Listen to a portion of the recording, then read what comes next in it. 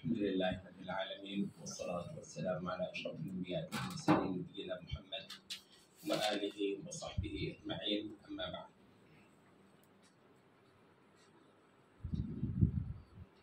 أعوذ بالله من الشيطان الرجيم. لقد من الله على المؤمنين إذ بعث فيهم رسولا من أنفسهم يتلو عليهم آياته ويزكيهم ويعلمهم الكتاب والحكمة وإن كانوا من قبل لفي ضلال مبين. لقد من الله یقیناً اللہ نے بڑا احسان فرمایا علی المؤمنین ایمان والوں پر جس وقت بعث فیہم مبعوث فرمایا ان کے مابین رسولا منہم انہی میں سے ایک پیغمبر یتلو علیہم آیاتہ جو پڑھ سناتا ہے ان کو اس کی آیات ویزکیہم اور ان کو مہذب کرتا ہے ان کو ستھرا صاف پاکیزہ کرتا ہے ویعلمہم الکتاب اور تعلیم دیتا ہے ان کو کتاب کی والحکمت اور حکمت کی وَإِن كَانُوا مِن قَبْلُ اور یقیناً کہ اس سے پہلے یہ فی ضلال مبین ایک کھلے ضلال میں ایک کھلی گمراہی میں. قرآن مجید کے اہم ترین مقامات میں سے ایک یہ آیت اور اس پر ہماری چوتھی یا پانچویں میرے خیال سے کسی ایک آیت پر نشست ہو رہی ہے. اگر ہمارے سننے والے طالب علموں میں سے کوئی بندہ ہمت کرے تو اس کے نوٹس بنا کر اس کی اگر تلخیص کر دے تو انشاءاللہ العزیز ایک مفید چیز سامنے آ سکتی ہے ایک اسائنمنٹ کے طور پر اگر کوئی لینا چاہے. وَيُعَلِّمُهُمُ الْكِتَابَ وَالْحِكْمَةَ رسول ان کو کتاب کی اور حکمت کی تعلیم دیتا ہے. کتاب سے مراد اللہ رب العزت کا اتارا ہوا. اس کے دو معنی ہم نے اس سے پہلے بھی بہت بار بیان کیے ہیں قرآن مجید میں. جو کتابت ہے کتب یکتب اس کا مصدر ہے کتابن لکھنا. کتاب کا لفظی معنی کیا ہے؟ لکھنا. اچھا تو جو لکھا جاتا ہے تو اس کو بھی آپ کتاب کہہ دیتے ہیں. آپ جو اردو بولتے ہیں نا آپ کہتے ہیں کہ سینے کے عمل کو آپ کہتے ہیں سلائی. ٹھیک ہے. پھر جو کام ہوا ہے اس کو بھی آپ سے تو مفعول بھی تو مصدر بھی اور مفعول بھی. تو کتب یکتب کتاباً کتاب کا اصل مطلب لکھنا لیکن بعد میں اس کا یہ مفعول کے لیے استعمال ہونے لگ گیا کہ جو چیز لکھی جائے جو چیز لکھی گئی. اچھا ہم نے کہا کہ دو اس کے مطلب ہیں. ایک کتب یکتب کا مطلب لکھنا قلم وغیرہ سے کوئی چیز تحریر کرنا اور دوسرا کتب یکتب کا مطلب ہے لیجسلیٹ کرنا. کسی چیز کو قانون بنانا کسی چیز کو دستور بنانا کسی چیز کو مقرر فرما دینا. یہ معنی کہاں سے آیا؟ ہم نے کہا کہ یہ معنی خود قرآن مجید ہی سے نکلا ہے اور بہت سارے لوگ جب قرآن مجید کو اللہ کی کتاب کہتے ہیں تو اس کے تحت یہ معنی وہ نظر انداز کر دیتے ہیں. ان کے خیال میں کتاب کا مطلب کوئی بھی لکھی ہوئی چیز. بھائی یہ اس کا ایک معنی ہے. کتاب کا مطلب کوئی بھی لکھی ہوئی چیز اس کا ایک معنی ہے کہ اس کا دوسرا معنی ہے کوئی بھی مقرر کی ہوئی چیز. اب اس دوسرا معنی کیونکہ اکثر لوگ جب قرآن کو اللہ کی کتاب کہتے ہیں اس وقت یہ کہتے ہیں کیونکہ وہ دوسرا معنی نظر انداز کر رہے ہوتے ہیں پہلا معنی تو ان کو معلوم ہی ہوتا ہے. اس وجہ سے ہم اس کے دلائل جو ہیں وہ آپ کو دے رہے ہیں. اچھا یا ایھا الذین آمنوا کتب علیکم الصیام اے ایمان والو تم پر روزے مقرر کیے جاتے ہیں مقرر کیے گئے فرض ٹھہرائے گئے. تو کتب علیکم کا کیا مطلب ہے کہ مقرر ٹھہرائے گئے. اچھا کتب علیکم القتال تم پر قتال کو فرض ٹھہرایا گیا ہے.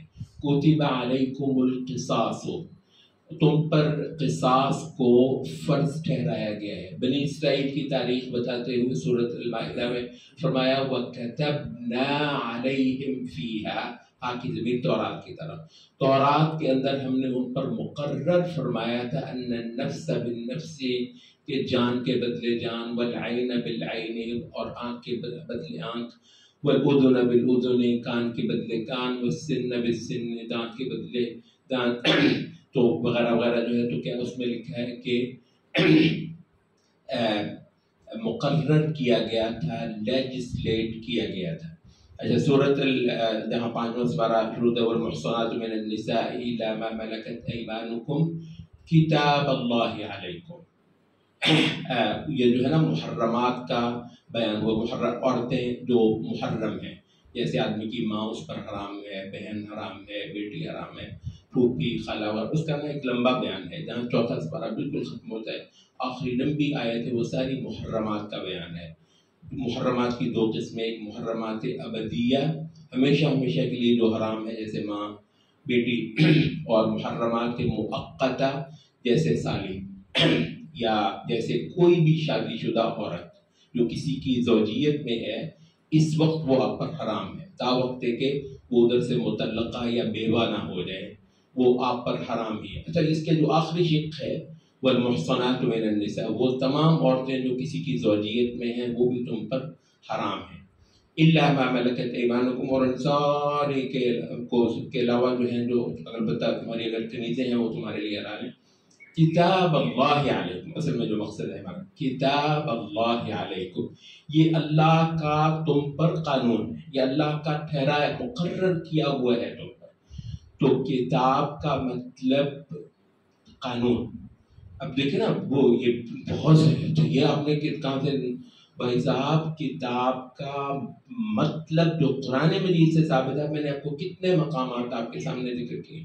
ان ساروں کا مطلب کیا ہے کہ کتاب کے دو مطلبوں میں سے ایک مطلب ہے دستور.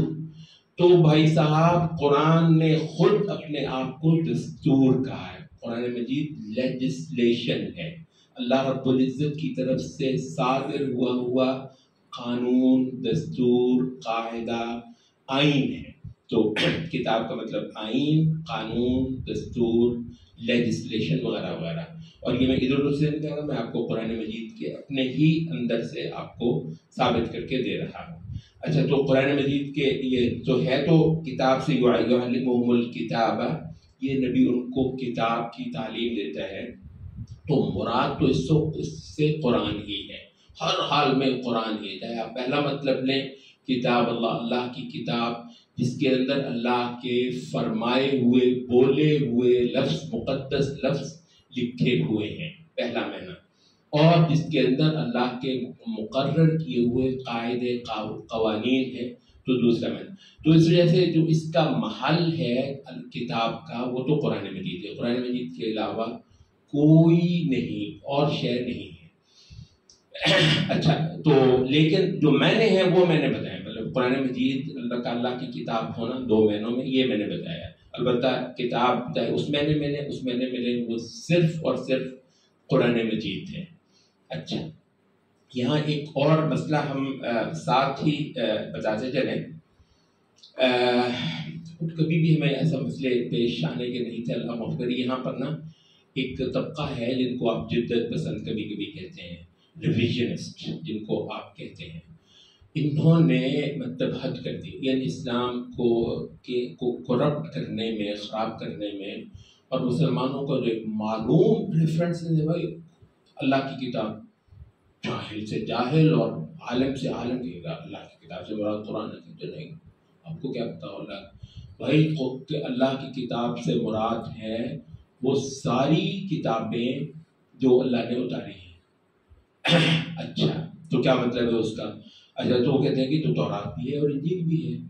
اچھا اور اس وجہ سے باقاعدہ وہ تورات کے اور انجیل کے حوالے دینے لگے ہیں ہم کو، تورات کے اور انجیل کے باقاعدہ. اچھا حیرت کی بات، آپ حیران رہ جاتے ہیں، یہی طبقہ ہے جو حدیثیں وہ پنجابی میں کہتے ہیں کہ نکتھلے نہیں آتی، حدیثوں کو گھاس نہیں ڈالنی، حدیثوں سے دین ثابت ہی نہیں ہوتا ہے.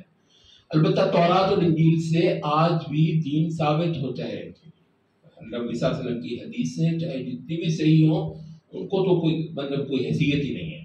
اور البتہ تورات اور انجیل. اچھا تو یہ نا ہے تو مسئلہ چھوٹا تھا, بہت سارے لوگوں کو الحمدللہ اس سے واسطہ نہیں پڑا, اللہ کرے کبھی واسطہ بھی نہ پڑے, لیکن گمراہوں کے حوالے سے کیونکہ آپ اسی معاشرے میں جیتے ہیں تو ہم اس کو بھی تھوڑا سا جو ہے وہ ذکر کرتے چلیں. دیکھیں یہ درست ہے کہ تورات جو ہے اللہ کی شریعت تھی, اور ایک ایسی شریعت تھی اللہ رب العزت کی جو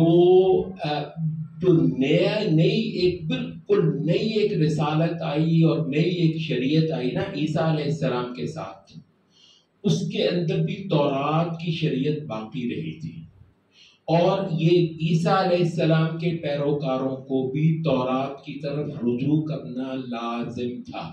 اور حق یہ ہے کہ انجیل کے اندر احکام جو ہے بہت کم بیان ہوئے. انجیل کے اندر احکام جانتے ہیں نا, جن کو ہم مسائل کہتے ہیں, یہ حلال ہے, یہ حرام ہے, یہ فرض ہے, یہ واجب ہے, یہ مستحب ہے, یہ مکروہ ہے, نماز پڑھنے کے یہ سارے ایک یہ مسئلے ہیں, حج کے یہ مسئلے ہیں, زکوٰۃ کے یہ مسئلے ہیں وغیرہ, تو مسائل اور احکام. اچھا تورات انجیل کے اندر بہت کم بیان ہوئے.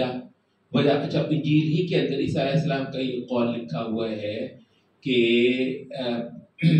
آسمان اور زمین اپنی جگہ سے ہٹ جائیں گے مگر شریعت اپنی جگہ سے نہیں ہٹے گی. اب شریعت کسے کہا ہے؟ شریعت سے مراد ہے تورات. اچھا ایک اور چیز بھی میں آپ سے ذکر کرتا چلوں, یہ اس وقت جو تورات کی بائبل کی جو انگلش کاپی آپ کو میسر ہے, اس میں جو ہے نا جہاں جہاں شریعت کا لفظ ہے, انگریزی میں کچھ تو بولیں گے نا شریعت کو, جہاں جہاں شریعت آیا ہوا ہے نا انگریزی بائبل آپ پڑھیں تو اس میں دی لا لکھا ہوا ہے. اچھا یہاں پر پھر ہمارے مولوی حضرات جو ہے نا, جب ہم کہتے ہیں کہ قرآن جو ہے ایک مقدس صحیفہ ہونے کے ساتھ ساتھ ایک باقاعدہ دستور اور قانون بھی ہے, یہ کہاں سے آپ نے نکال لیا؟ یہ جو مودودیت میں ہے کہ یہ تو جو ہے نا آپ نے قانون کہہ دیا, اس کو دستور کہہ دیا. اچھا تو بھائی صاحب وہ جو تورات میں جو اصلی تورات ہوگی اس میں جو لفظ لکھا ہوا ہوگا, ظاہر ہے یہ جو اس وقت کی بائبل ہے یہ تو ترجمہ در ترجمہ ہے جو لوگوں کو میسر ہے, اس اصل تورات تک پہنچنے کا اصل تورات تو ہے ہی نہیں ہے.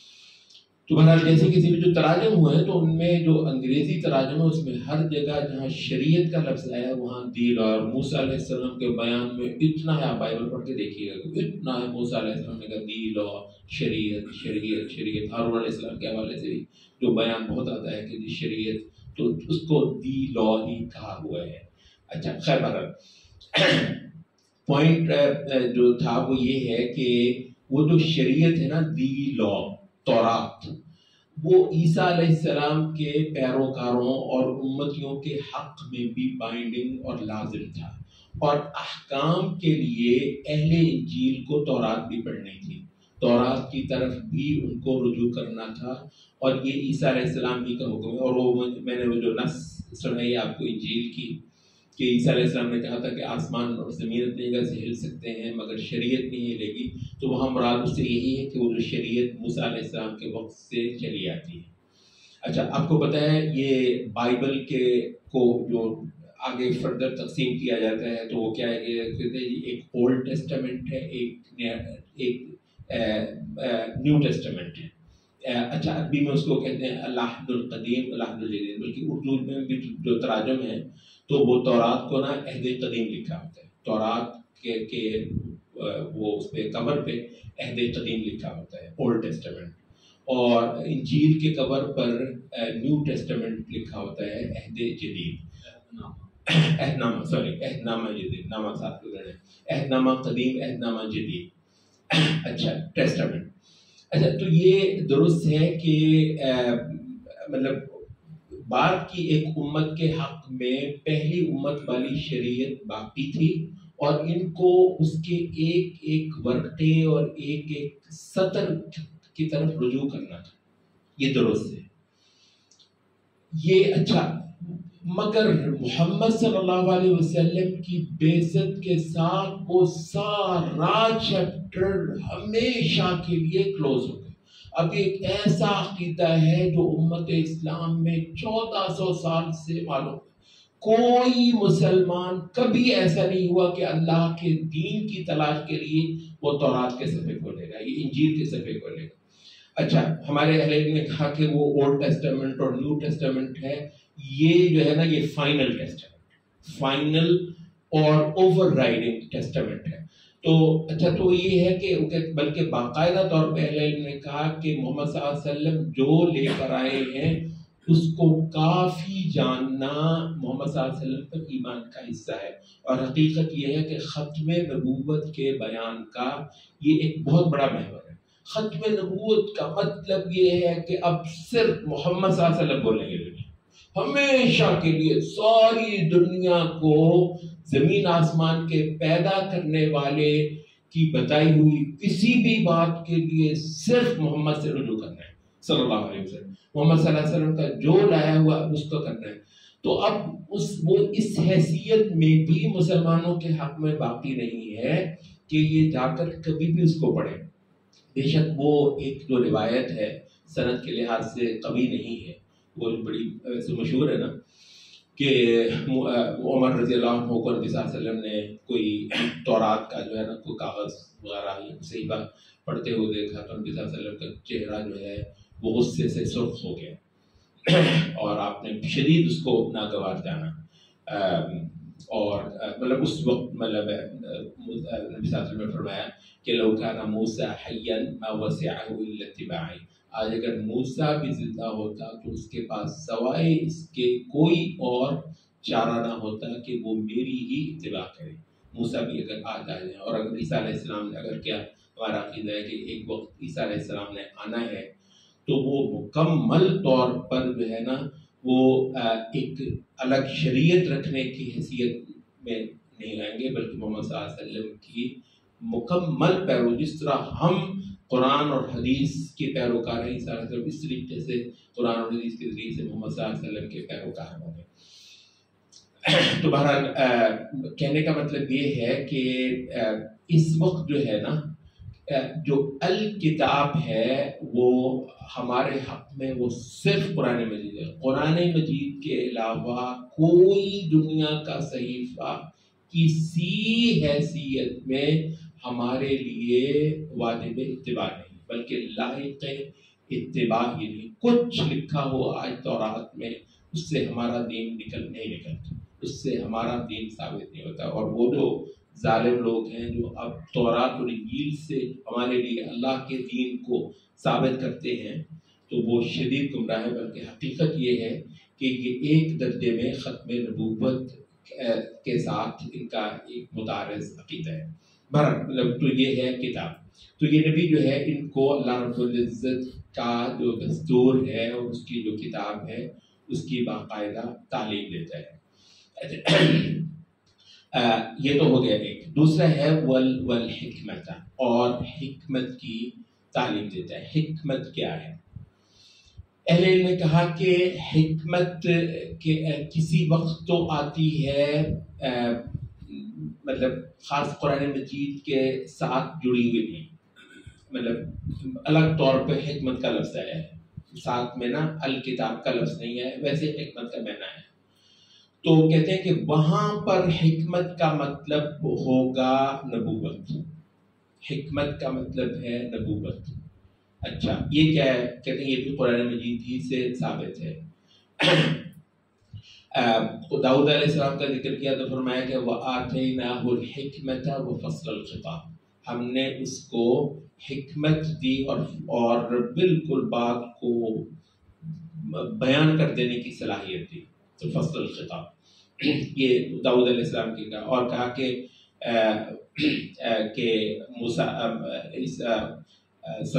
داؤد علیہ السلام کو آتیناہ الملک والحکمت، سورۃ البقرہ میں کہا اس کو ہم نے بادشاہت دی اور نبوت دی۔ تو حکمت کا مطلب نبوت۔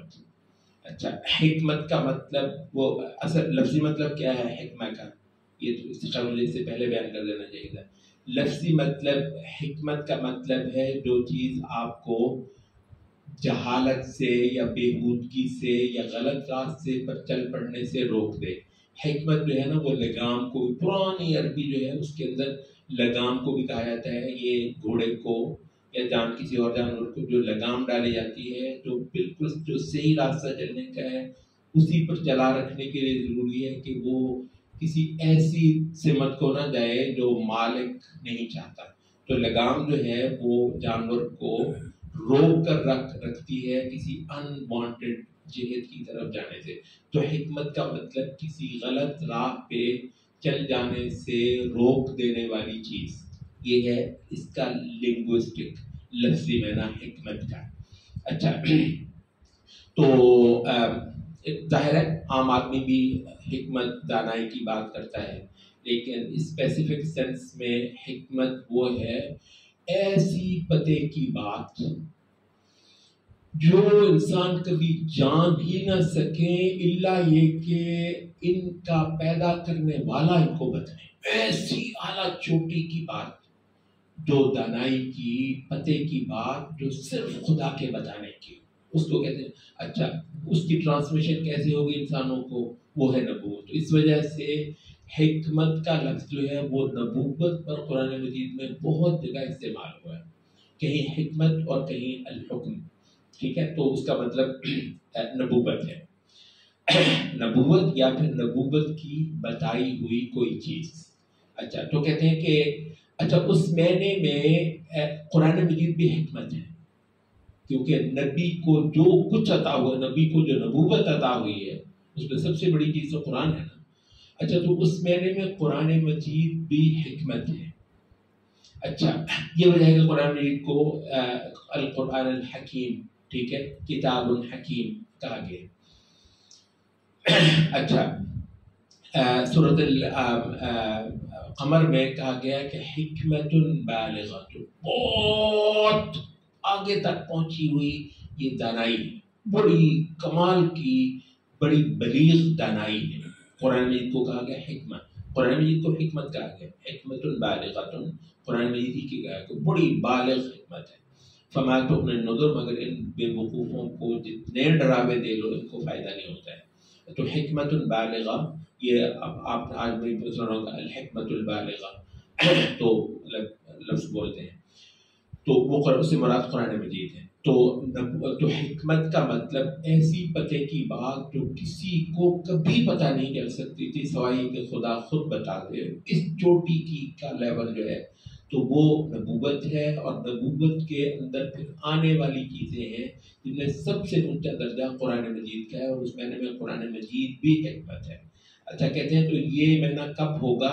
جس وقت حکمت جو ہے نا وہ ان ایبسولوٹ استعمال میں آئے، صرف حکمت کا لفظ ہے. اچھا، البتہ کہتے ہیں کہ جس وقت حکمت جو ہے وہ الکتاب کے ساتھ جڑی ہوئی آئے، کسی وقت ذکر ہوگا نا حکمت ساتھ کتاب کا ہوگا، جیسے یہاں پر ہے وَيُعَلِّمُهُمُ الْكِتَابَ وَالْحِكْمَةَ، اس سے جو ہے نا وہ کتاب سے مراد وہ ہوگا جو اللہ رب العزت کے اپنے بولے ہوئے قانون ہیں، اپنے بولے ہوئے، اپنے خود اپنی جو ہے نا وہ کلام سے لوگوں کو بتائی ہوئی جو باتیں ہیں، اس کو ہم کہیں گے یہ الکتاب ہے. اور اس کے ما سوا جو نبی کو عطا ہوا ہے اس کا مطلب ہوگا حکمت. اچھا، یہ معنی جو ہے امام طبری نے بہت، یہ اس کے تحت بہت وضاحت سے بیان کیا. آپ کو قرآن مجید کی سب سے جو اوتھینٹک، سب سے قدیم تفاسیر مانی جاتی ہیں وہ ایک امام طبری. امام نے کسی تو آپ کو پتا ہے بہت بعد میں ہے نا، اور امام کسی کا بہت کچھ جو ہے وہ طبری سے ہی استفادہ ہے، اوروں سے بھی ہے، بہت کمال کی چیز ہے. اور اصل میں جو تالیف ہے نا وہ امام نے کسی کی بہت کمال ہے. لیکن یہ ہے کہ تفسیر طبری ایک انسائکلوپیڈیا ہے، اتنا زیادہ ہر پوری اکثر سند کے ساتھ، پوری سند کے ساتھ سلف میں سے ایک نے ایک آیت کے تحت دو کام ڈاکومنٹ کر دیے، اور ساتھ ساتھ جو ہے نا پھر وہ اپنی تقریر دیتے چلیں گے. امام ابن جریر الطبری بہت کمال کی تفسیر ہے، بلکہ تفسیر معصور میں اس سے بڑا ریزروائر امت کے پاس نہیں ہے جتنا جو کہ تفسیر طبری. اچھا، تو تفسیر طبری میں امام ابن جریر نے یہ جو ہے نا حکمت کا یہ معنی بہت زیادہ بیان کیا ہے کہ وہ پتے کی باتیں جو انسانوں کے اپنے جاننے کی نہیں تھیں تو اللہ رب العزت کی وحی سے وہ آئی ہیں نبوت، تو اس کا مطلب وہ ہے حکمت. اور جس وقت وہ مختصراً آئے حکمت کا لفظ تو اس سے وہ پورا پیکج ہوگا جو نبی صلی اللہ علیہ وسلم لے کر آئے ہیں، اور جس وقت اس کتاب کا اس الگ سے ذکر کر دیا جائے تو اس کا مطلب ہے کہ اللہ کے بولے ہوئے کلمات اب علیحدہ ہو گئے، اور اس پیکج کا باقی ماندہ حصہ جو نبوت کے ذریعے سے عطا ہوا ہے انسانیت کو، اس کو ہم کہتے ہیں حکمت۔ اچھا، یہاں سے یہ ہوا کہ امام شافعی نے بہت زیادہ اس پر سٹریس کیا، اور امام شافعی کے علاوہ پھر باقی ائمہ نے بہت زیادہ، کہ حکمت سے مراد ہے سنت۔ اب آپ کو معلوم ہو گیا ہوگا کہ ہم نے وہاں سے چل کر کیسے یہ کیا کہ حکمت سے کی تفسیر ہے سنت، حکمت کی تفسیر صحیح اوتھینٹک سلف کی مأثور تفسیر کیا ہے؟ حکمت سے مراد ہے سنت۔ کیسے معلوم ہوا؟ وہ ہم نے کہا کہ وہ اصل میں وہ پوری شے تھی جو صرف خدا کے بتانے کی تھی، اور وہ صرف نبوت کے ذریعے سے انسانیت کو ٹرانسمٹ ہو سکتی ہے۔ تو کتاب کا کیونکہ علیحدہ ذکر کر دیا ہے تو باقی ماندہ چیز کو ہم نے کہا کہ یہ ہے، اور باقی ماندہ چیز کیا ہے؟ قرآن مجید کے علاوہ جو نبی صلی اللہ علیہ وسلم لے کر آئے ہیں اور ہم تک پہنچی ہے، اس کو ہم نے کہا کہ یہ ہے سنت۔ تو اس وجہ سے اگر اس کی تفسیر کی جائے، اور الحمدللہ ہمارے جو صحیح حق والے مفسر ہیں وہ اس کی یہی تفسیر کرتے ہیں کہ وہ یعلمہم الکتاب والحکمت، وہ نبی ان کو کتاب کی اور سنت کی تعلیم دیتا ہے۔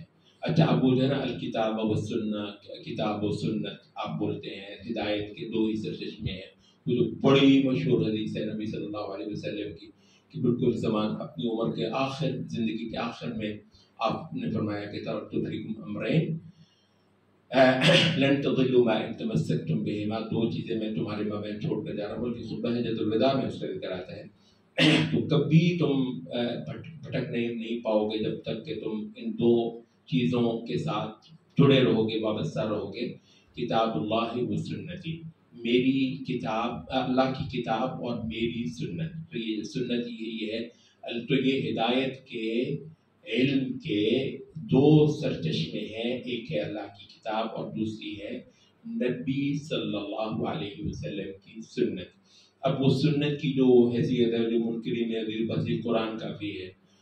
اچھا، وہ جو قرآن پڑھانے آیا ہے، اس پہ ہم نے پچھلی مجلس پوری آپ کو کی ہوئی ہے کہ بھائی قرآن مجید باقاعدہ کہتا ہے کہ یہ نبی صرف ان کو قرآن پہنچاتا ہے۔ دیکھیں کتنا واضح ہے، کیونکہ قرآن پہنچا دیتا ہے، وہ پہلے پوائنٹ میں پورا ہو گیا۔ یتلو علیہم آیاتی، نبی کے جو 4 کام ہیں ان میں سے پہلا کام کیا ہے کہ وہ ان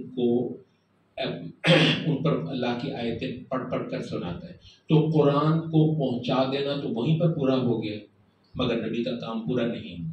تو قرآن کو پہنچا دینا نبی کے کاموں میں سے صرف ایک کام ہے۔ اچھا، باقی 3 کام کیا ہیں؟ وہ بتا رہے ہیں کہ وہ یزکیہم تو آ گیا، پھر یعلمہم الکتاب والحکمہ، قرآن کتاب کی حکمت الگ دیتا ہے، سنت کی تعلیم جو ہے وہ الگ دیتا ہے۔ بلکہ یہاں پر ہم یہ کہتے ہیں کہ چیزیں جو ہے نا کتاب اور سنت تو ہو ہی گئی، الکتاب والحکمت، یہ تو لفظ بلفظ ہم نے پڑھ لیا۔ ایک تیسری چیز بھی ساتھ آ گئی ہے۔ تیسری چیز کیا ہے؟ ہم نے کہا کہ وَيُعَلِّمُهُمْ، وہ ان کو پڑھاتا ہے۔ بھی جب انہوں نے کچھ پڑھا تو اگر تو وہ صرف لفظ ہیں تو وہ تو صرف پہنچا دینے میں پورے ہو گئے تھے، تو لازم ہے کہ پہنچا دینے کے علاوہ کچھ چیز صحابہ کو رسول اللہ سے ملی ہو۔ کیا خیال ہے؟ یہ بات صحیح ہے ہی نہیں؟ جب وہ کہتے ہیں نبی نے ان کو پڑھایا ہے، نبی نے ان کو پڑھایا ہے، لفظ پہلے پہنچا دیے، نفس جو ہے وہ پہلے پہنچا دی، وہ بات پہلے پوری ہوگی۔ اس کے بعد وہ بیٹھا ہے بڑے سال تک ان کو پڑھاتا رہا ہے۔ تو نبی صلی اللہ علیہ وسلم کی جو وضاحتیں ہیں، وہ وضاحتیں نبی صلی اللہ علیہ وسلم کے عمل سے بھی ہوں گی کہ نبی صلی اللہ علیہ وسلم نے اس پر یوں عمل کر کے دکھایا، وہ وضاحتیں نبی صلی اللہ علیہ وسلم کے اقوال کی صورت میں بھی ہوں گی کہ نبی صلی اللہ علیہ وسلم نے ان کو لفظوں سے بول کر جو ہے نا وہ بتایا سمجھایا ہو۔ اچھا، وہ بھی چیزیں ہوں گی۔ اور اچھا، تو وہ صحابہ کو جو ہے نبی صلی اللہ علیہ وسلم سے وہ جو ایک فیض حاصل ہوا ہے، جو صحابہ نے پڑھا ہے، تو صحابہ کا جو عمل ہے، صحابہ کا جو باقاعدہ کردار ہے، اس کو بھی ایک حیثیت میں ویلیڈیشن ملی ہے۔ یہ جو ہے نا یہ ایک یہاں سے نا ایک بہت بڑا مضمون نکلتا ہے، اور ہمارے یہ جو چھوٹی عقل کے مالک حضرات ہیں جنہوں نے بہت مسئلے پیدا کر دیے ہوئے ہیں، ان کا ایک بہت انشاءاللہ کافی شافی حل ہے ان کی اس پیدا کیے ہوئے مسئلے کا۔ اچھا، وہ کہتے ہیں کہ صحابہ کے بلک جس چیز پر وہ دین، اللہ کے دین کی حیثیت میں لے رہے ہوں، عمل کر رہے ہوں، اس پر بیان کر رہے ہوں، وہ لا محالہ رسول اللہ سے ملے۔ 23 سال تک نبی ان کو یہ نبی سے پڑھتے رہے، تو ان کو جو ہے نا خاص لفظوں کے علاوہ کچھ ملا ہوا ہے نبی صلی اللہ علیہ وسلم سے۔ اچھا، تو یہ وجہ ہے وہ کہتے ہیں کہ صحابہ کا کوئی بھی جو ہے نا وہ عمل آپ کو مل جائے، اکا دکا صحابی کی ہم بات نہیں کر رہے، بالعموم صحابہ کا جو ایک عمومی عمل ہے وہ اگر آپ کو مل جائے، حتیٰ کہ بعض علماء نے کہا کہ بہت ساری اخبار احاد سے قوی ہیں۔ خبر واحد کسے کہتے ہیں؟ کہ کسی ایک صحابی نے جو ہے نبی صلی اللہ علیہ وسلم سے بیان کیا، اور اس صحابی سے پھر کسی ایک تابعی نے بیان کر دیا ہو، اور اس تابعی سے پھر ایک تبع تابعی نے جو ہے نا آگے ہمیں روایت کر دیا ہو۔ اب ہر جگہ ایک ہو یا دو ہوں، جب تک کہ متواتر کی تعداد کو نہ پہنچے۔ اچھا، وہ ایک دو کا حافظہ وہ، اچھا صحابہ کے بلک اگر کسی چیز کو دین کی حیثیت میں لے رہے ہیں، اس پر عمل کر رہے ہیں، تو ہم کہتے ہیں کہ یہ اس چیز کی نسبت رسول اللہ سے ہونا، کیونکہ صحابہ دین کے معاملے میں بالکل کسی کی پرواہ نہیں کرتے تھے، کسی کی جو ہے نا وہ مطلب ایک خامخواہ شرما شرمی میں نہیں رہ جاتے تھے، بہت صریح ہوتے تھے۔ اچھا، تو اس وجہ سے امام ابن قیم کہتے ہیں کہ ضروری نہیں ہے کہ صحابہ ہر چیز میں یہ کہیں کہ ہم نے رسول اللہ کو یہ کہتے دیکھا، کہتے سنا، رسول اللہ علیہ وسلم کو یہ کرتے دیکھا، بلکہ دین کی حیثیت میں جب صحابہ عمل کریں گے وہ دراصل سنت ہی ہے۔ صحابہ بے شک کسی کہیں نہ کہیں کہ یہ رسول اللہ نے یوں کیا ہے، دین کی حیثیت میں کر رہے ہیں۔ کہتے ہیں ہم آپ کو میں آپ کو بتاتا ہوں، رسول اللہ صلی اللہ علیہ وسلم سے جو ہے جتنا کوئی رسول اللہ صلی اللہ علیہ وسلم کے پاس رہا ہوگا اتنا اس کے پاس زیادہ بڑا سرمایہ ہوگا نا نبوت کا چھوڑا ہوا جو علم ہے، فہم ہے، وہ پورا فیض ہے۔ سب سے زیادہ جتنا نبی کے ساتھ کثرت سے کوئی رہا ہوگا، زیادہ مواقع پر رہا ہوگا، اتنا زیادہ اس کے پاس سنت کا ذخیرہ ہونا چاہیے۔ ایسا ہی ہے۔ اچھا، کہتے سب سے زیادہ رسول اللہ صلی اللہ علیہ وسلم کے پاس کون رہا ہے؟ سب سے زیادہ کس کو موقع ملا ہے کہ میکسیمم ٹائم رسول اللہ کے ساتھ گزارے؟ کہتے ہیں ابو بکر۔ ایسا ہی ہے، وہ مردوں میں سے ایک تو ہے نا امہات المومنین، ظاہر ہے ان کے وہ معاملے کی حیثیت ہی اور ہے کہ ان کو بہت موقع ملا ہو کہ وہ رسول اللہ صلی اللہ علیہ وسلم کے ساتھ رہی ہو، اور ایسے ایسے مواقع پر جہاں کوئی ہو ہی نہیں سکتا۔ اچھا، تو امہات المومنین کو تھوڑا سا ذرا ایک طرف اگر رکھیں تو مردوں میں سے سب میکسیمم موقع رسول اللہ صلی اللہ علیہ وسلم کی صحبت کا ابو بکر کو ملا ہے رضی اللہ عنہ۔ کہتے ہیں دوسری طرف آپ دیکھیں کہ ابو بکر رضی اللہ عنہ سے روایات جو ملتی ہیں حدیثوں کی وہ چند درجن ہیں، چند درجن سے زیادہ ابو بکر کی روایات نہیں۔ اب کہتے ہیں یہاں پر دو مفروض ہیں، دو پاسبلٹیز ہیں۔ یا تو یہ ہے کہ حضرت ابو بکر نے اتنا کچھ رسول اللہ صلی اللہ علیہ وسلم سے نہ لیا ہو تو ظاہر نہ بیان بھی نہیں کر سکتے، جو شیء بندے نے لی نہ ہو وہ آگے دے بھی نہیں سکتا ہے۔ یا تو یہ کہتے ہیں یہ ناممکن۔ ابو بکر رضی اللہ عنہ جیسا فقیہ، ابو بکر امت کے بڑے فقہاء میں سے ایک ہے، فقیہ ہے، ٹھیک ہے۔ اچھا، وہ فقیہ بھی ہے، نیک بھی بہت ہے، دائی بھی اتنا بڑا ہے کہ بہت سارے جو عشرہ مبشرہ ہیں وہ ابو بکر کی دعوت سے مسلمان ہیں۔ اچھا، دین کی حرص بھی اتنی ہے تو یہ نہیں ممکن نہیں ہے۔ اچھا، دوسری کہتے ہیں ایک تو یہ پاسبلٹی ہوگی، ہم نے اس کو رول آؤٹ کر لیا، یہ تو ہو ہی نہیں سکتا کہ ابو بکر رضی اللہ عنہ نے رسول اللہ سے اتنا کچھ نہ لیا، اتنا ساتھ رہے اور لیا کچھ نہ، معاذ اللہ، کیسے ہو سکتا ہے؟ اچھا، کہتے ہیں دوسری پاسبلٹی کو لیا تو اتنا کچھ ہے، ساتھ ہی لے گئے، لیا تو اتنا کچھ، اتنی خیرات اکٹھی کی حضرت ابو بکر نے، اور وہ ساری کی ساری ساتھ ہی لے کے پیچھے کسی کو دی ہی نہیں۔ کہتے ہیں یہ پاسبلٹی ماننے کی ہے۔ اچھا کہتے ہیں یہ بھی پاسبلٹی ممکن ہی نہیں ہے کہ ابو بکر جیسا حریص ہدایت پر وہ نبی صلی اللہ علیہ وسلم سے اتنا کچھ لیا ہوا آگے ٹرانسمٹ نہ کریں، مگر کریں کیا، چند درجن کے علاوہ حدیثیں تو ہے ہی نہیں. اور ہمارے یہ جو چھوٹی عقل کے مالک ہیں جب تک یہ نہیں کہیں گے رسول اللہ نے فرمایا میں تو مانوں گا ہی نہیں. ابو صحابہ کیا ہوتے ہیں؟ صحابہ نے یہ کیا دین کی حیثیت میں کیا، دین کی حیثیت میں وہ کام کیا ہو. میں تو رسول اللہ کے میں تو جانتا ہی نہیں کسی پتہ نہیں اللہ معاف کرے ایسے مطلب کیا لفظ میں بولوں، یعنی صحابہ وغیرہ کے حوالے سے تو اتنا نخرہ ہے ان کا، میں کیوں مانوں رسول اللہ کا بس حوالہ تو میں مانوں گا ورنہ تو مانوں گی. تو انہوں نے کہا بھائی صاحب یہ جو ہے نا، تو کہتے ہیں لا محالہ ایسا ہے کہ حضرت ابو بکر نے وہ بہت کچھ جو رسول اللہ سے اٹھایا ہے وہ صحابہ میں بانٹا ہے، اور صحابہ نے اس پر عمل کیا ہے، صحابہ نے آگے اس کو بیان بھی کیا ہوگا. مگر جو ایک عملی تواتر ہے وہ، کیونکہ یہ سارے صحابہ جو جونیئر صحابہ تھے وہ سینئر صحابہ کو یوں لیتے تھے کہ رسول اللہ کے بعد اب یہی ہے، جیسے وہ کرتے ہیں ویسے یہ کرتے ہیں، جیسے وہ بیہیو کرتے ہیں ویسے یہ کرتے ہیں، ایک ایک چیز. اور صحابہ کا بہت زیادہ جو تعلق تھا نا وہ لفظوں سے متعلق تھا ہی نہیں، صحابہ کا تعلق کردار سے متعلق تھا.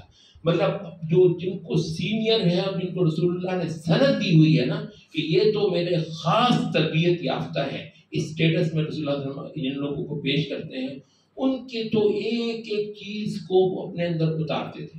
تو کہتے ہیں کہ صحابہ کی یہ جو فیض حاصل کرنا ہے یہ الفاظ میں محصور نہیں ہے، بلکہ یہ رویوں میں، کردار میں اور عمل میں منتقل ہوا ہے. یہ دین یہ آسمانی سرمایہ عمل کی صورت میں، کردار کی صورت میں، سیرت کی صورت میں نسل در نسل منتقل ہوا ہے. اور وہ جو پہلے سینئر رسول اللہ کے سند یافتہ ہیں ان کو ہر انداز میں ان لوگوں نے آئیڈیلائز کیا ہے.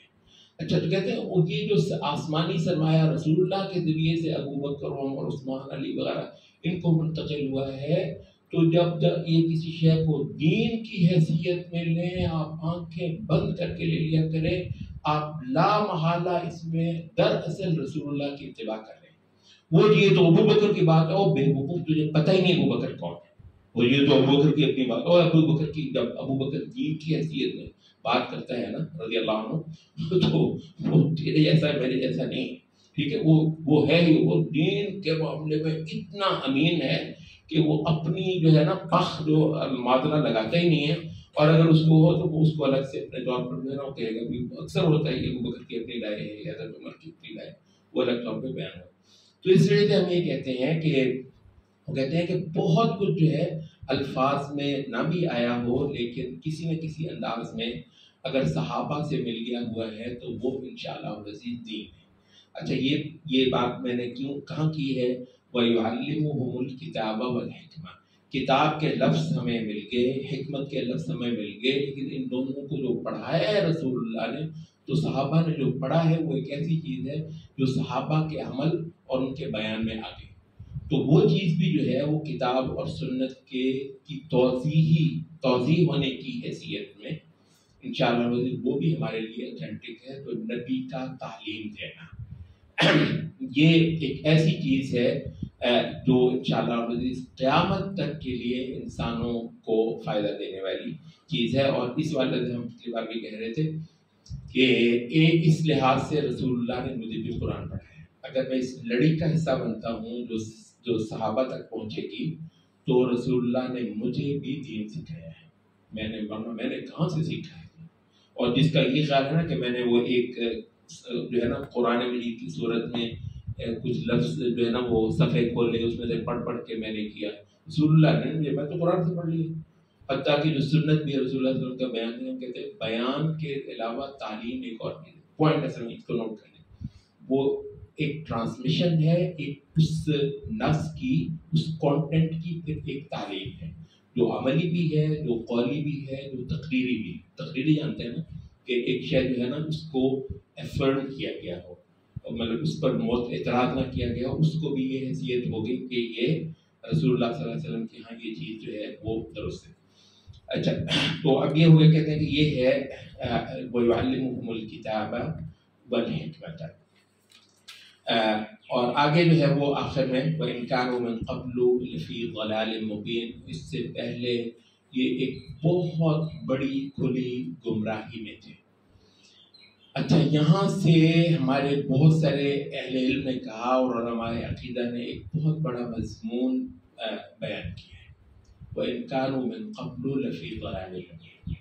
کہتے ہیں وہ کیا ہے؟ کہتے ہیں کہ نبوت کی ایک بہت بڑی دلیل ہوتی ہے کہ زمین جہالت سے، ظلم سے اور خباثت سے اور شر سے بھری ہوئی ہو، ایک انسان آیا ہو اور اپنے آپ کو باقاعدہ کہا کہ اللہ نے مجھے بھیجا ہے دنیا میں شر کو، شرک کو، جہالت کو، فساد کو ختم کرنے کے لیے مجھے بھیجا ہے، اور وہ آیا ہو اور اس نے سب کچھ صاف کر کے ایک دنیا کا ایک بڑا خطہ، اللہ کو ماننے والا، اس کی عبادت کرنے والے سارے شرور سے نکل آیا ہو، یہ ایک زندہ دلیل ہوتی ہے اس نبی کی نبوت کی۔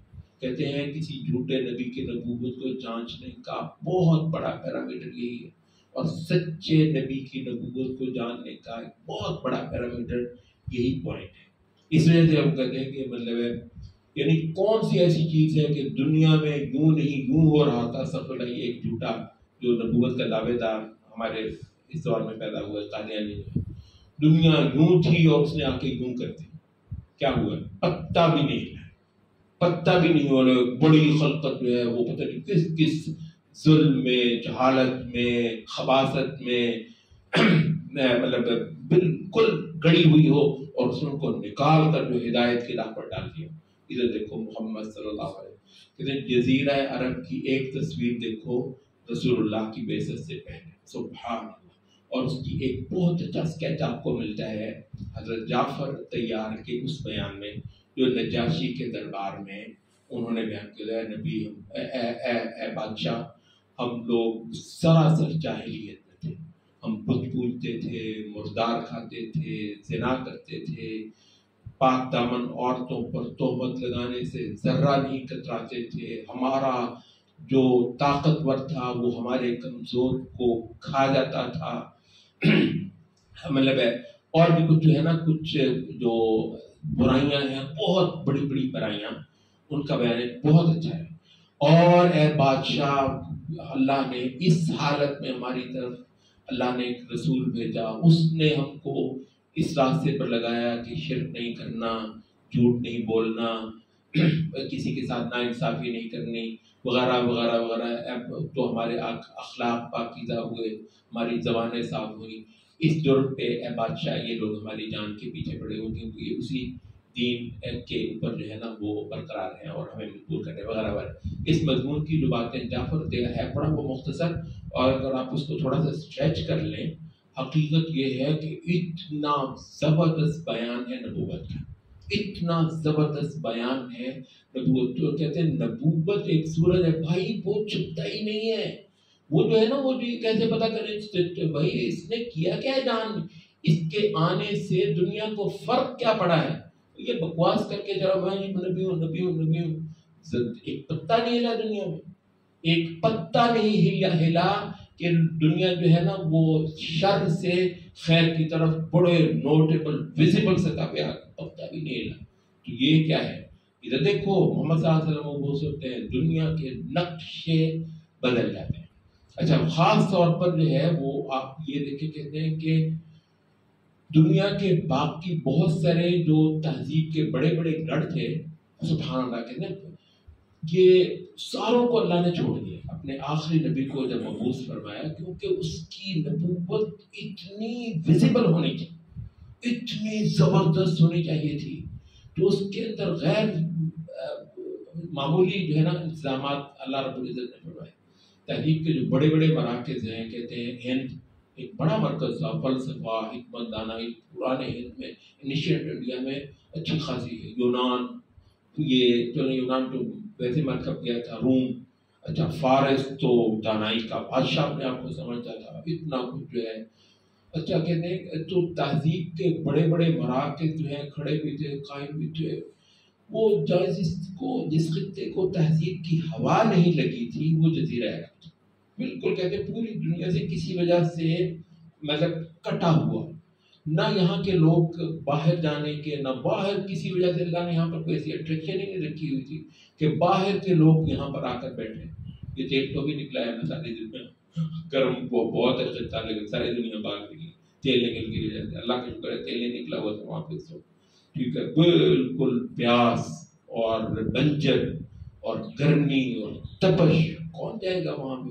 تو کتنی کسی وجہ سے عربوں کو اللہ نے وہاں پہ پیدا کیا ہوتا، تو اپنے ملک ہی میں رہنے والے تھے. نہ باہر کے علوم، فنون، معرفت، آگاہی نے کبھی اس ملک کا رخ کیا جس کا نام جزیرہ عرب ہے، اور نہ یہاں کے لوگوں نے نکل کر باہر کیا کہ جو علوم اور فنون کو جو ہے نا وہ حاصل کر کے.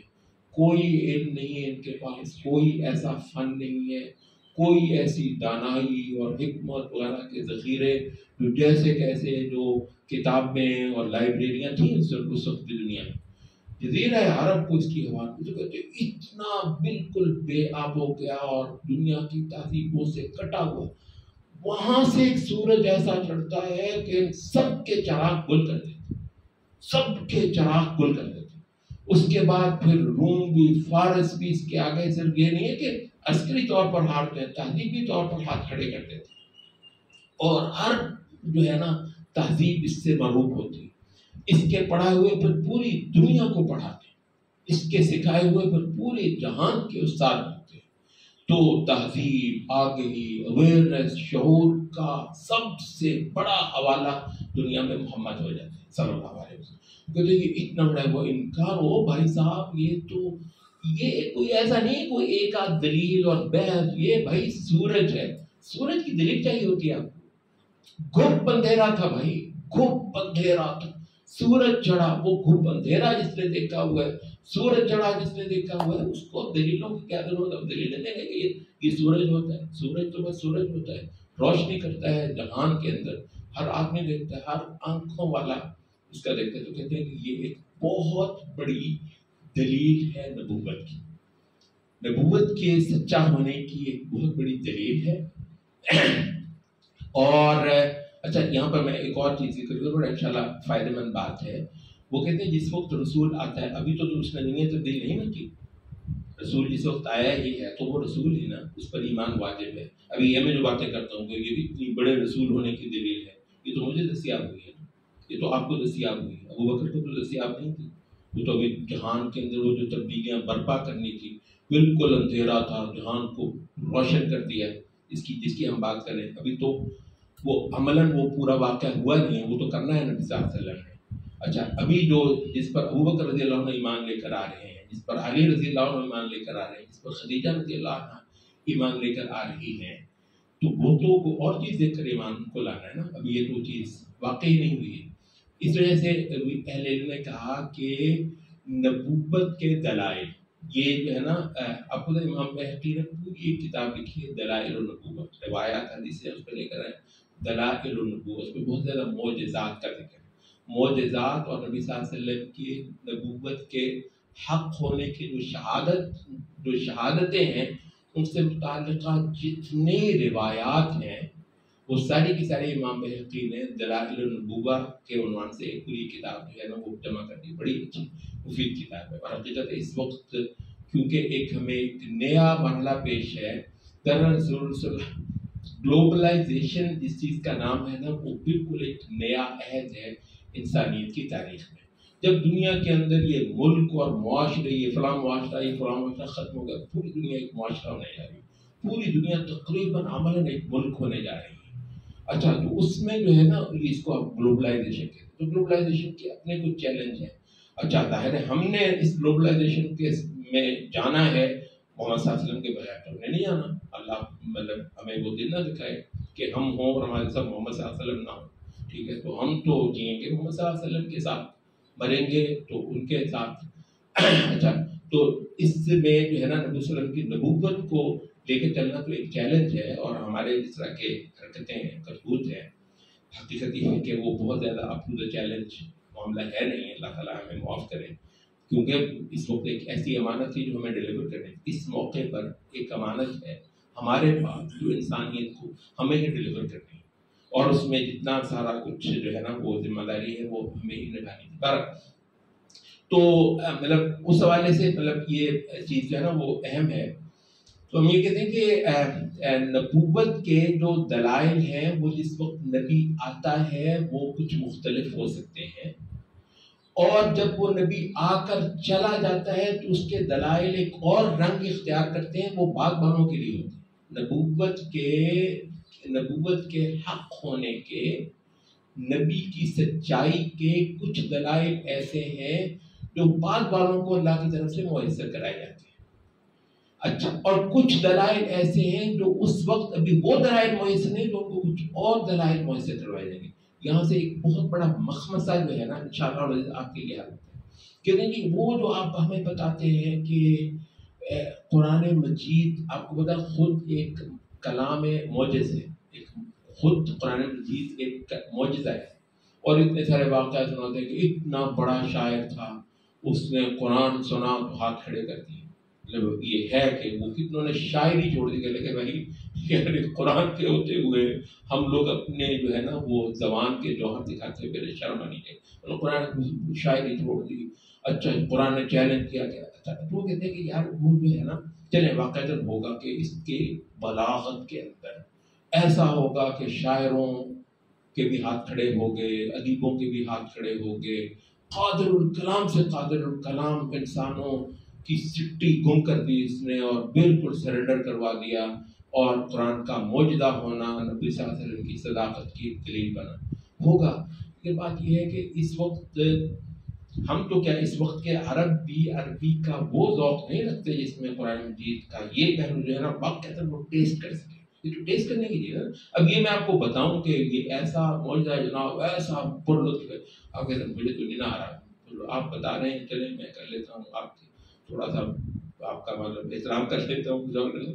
بات یہ ہے آپ کے یہ بچے جو ہیں نوجوان کہتے ہیں مطلب وہ ٹھیک ہے آپ بتا رہے ہیں تو چلے میں مان لیتا ہوں، بات یہ ہے کہ میں فیل نہیں کر سکتا قرآن مجید کی وہ بلاغت جس کی آپ باتیں کر رہے ہیں۔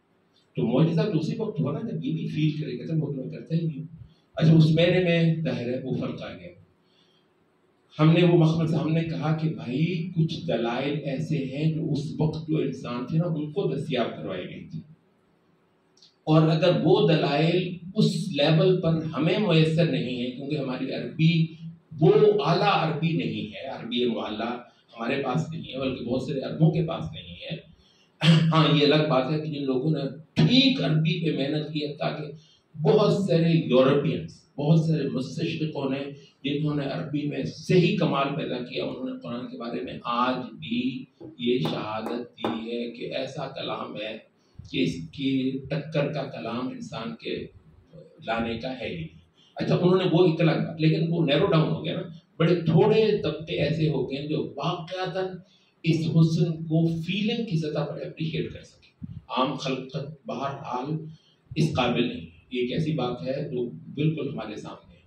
اچھا، تو ہم نے کہا کہ بھائی اصل یہ ہے کہ محمد صلی اللہ علیہ وسلم کے بطور نبی ہونے کی صداقت کے دلائل انسانوں کو میسر ہیں، اور کیونکہ وہ قیامت تک نبی ہیں تو قیامت تک کی وہ میسر رہنے چاہیے۔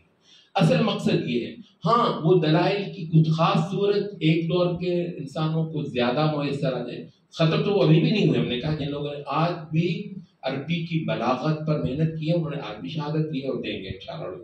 تو ختم تو نہیں ہوئی، لیکن نسبتاً ایک بڑی سطح کے انسانوں کو جو ہے نا اس انداز میں اگر وہ میسر ان کو کچھ اور میسر کروا دیں۔ پوائنٹ اصل میں یہ ہے کہ ان کو کچھ اور میسر کروا دیا گیا، بلکہ وہ کہتے ہیں کہ اس کے علاوہ ایک اور ہے، نبی آ کر دعویٰ کرتا ہے، تبدیلی تو ایک اور چیز ہے نا کہ نبی صلی اللہ علیہ وسلم اتنا بڑا جہان کا رخ بدل دیا، وہ انسانوں میں قبر الفی ضلال۔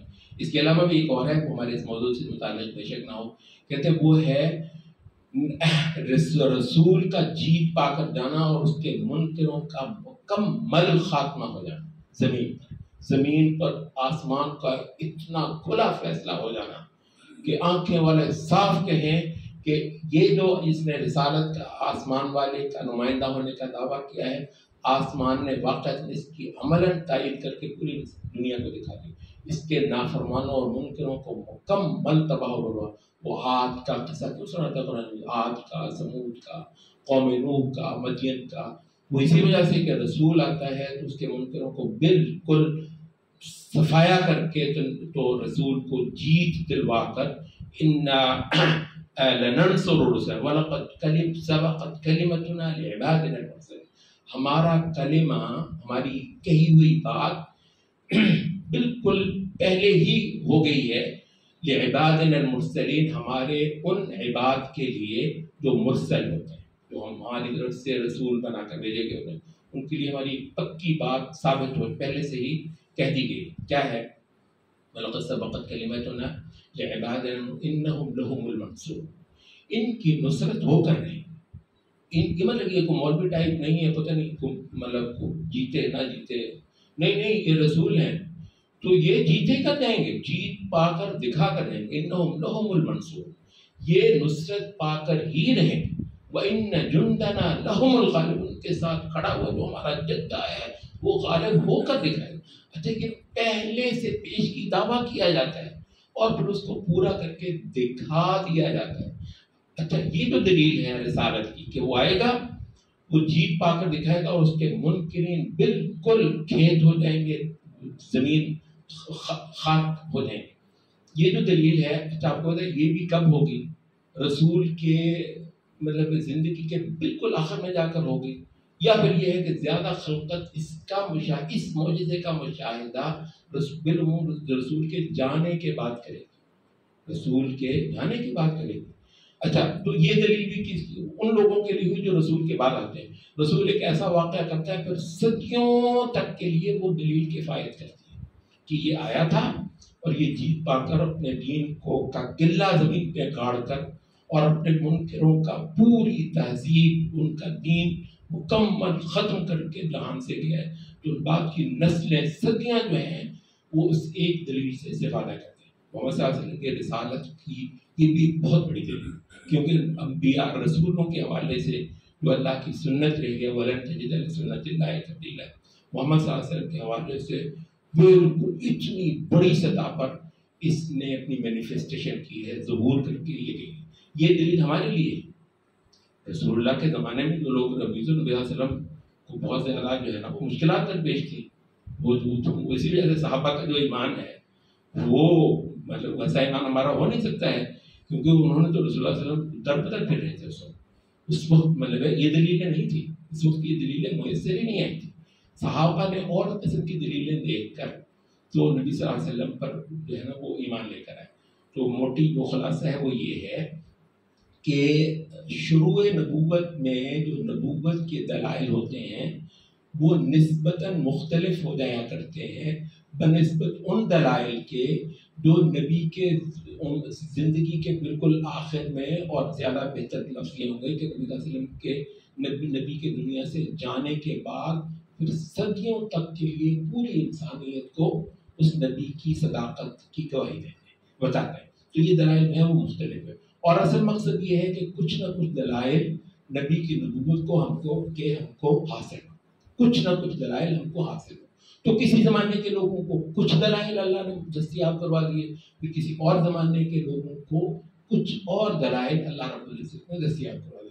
مقصد یہ ہوا کہ رسول کا سچا ہونا اور یہ ہونا کہ یہ واقعتاً آسمان والے کی سند اور اتھارٹی لے کر زمین پر آیا ہے اور وہ اس سے پیچھے نہیں ہٹا ہے، اس نے آخر تک اس کا ساتھ نبھایا ہے اور اس کو جیت دلایا. تو یہ جو چیز ہے، یہ جو ابھی قاعدہ ہم نے بتایا، یہ جو لفظ ہے، یہ جو میں نے پڑھا تھا وَلَقَدْ سَبَقَتْ کَلِمَتُنَا لِعِبَادِنَا، یہ سورۃ صافات کا آخر ہے، بہت تکڑا مقام ہے سورۃ صافات کا جو آخر ہے رسالتوں کے حوالے سے.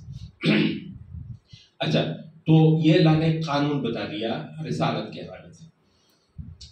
ہم یہ کہتے ہیں کہ یہ اتنا کنسسٹنٹ ہے اللہ کے فضل سے، اس میں بظاہر آپ کو صرف ایک استثناء آتی ہے، نظر آتی ہے، وہ ہے عیسیٰ علیہ السلام والے کیس میں.